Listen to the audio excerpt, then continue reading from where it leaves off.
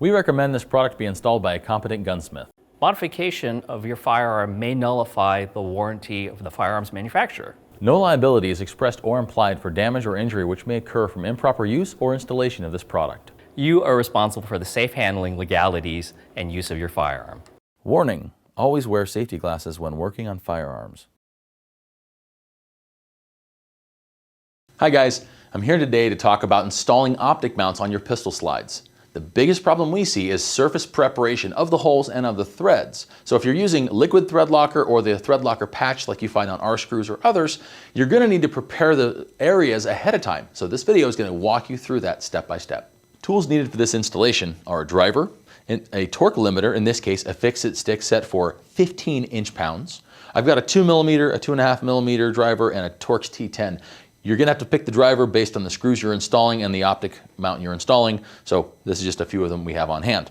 We're also going to use cotton tip swabs, isopropyl alcohol. You can go for like 40–50% on up. It doesn't really matter. And we're also going to use a can of canned air. You don't have to use canned air. If you have an air compressor and a little blower, you can use that instead. But this is what I have in the studio, so that's what we're going to use. The first step to mounting an optic mount to a slide is going to be to clean the mounting holes. In this case, I've got an MOS here that has just a pair of 2 holes. These are 3mm holes. They're relatively small. What I've done to my cotton swab here is I've basically stripped off most of the material. I've got the wood stick ones. If you use the ones that are paper wrapped, you can probably just cut the end off.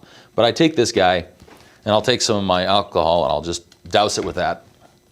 And I'll put it into the hole and I'll basically screw it in and out and make sure I get any debris, any junk, any grease out of that hole the best I can. And I'm gonna screw it in clockwise a few screws, go backward the other way. I'm trying to clean the screws, the threads out. You can see I got plenty of junk on this one here. So I'm gonna go back in the other one, clean it up, do the same thing. I might go ahead and grab a new one and do the same. It's like anything else. If you're cleaning something, clean it till it's clean. You don't want a bunch of stuff coming out. The more comes out, it means there's more dirt in there. Once we're done cleaning out the holes, we're going to take our spray can of air and we're just going to blow out the holes.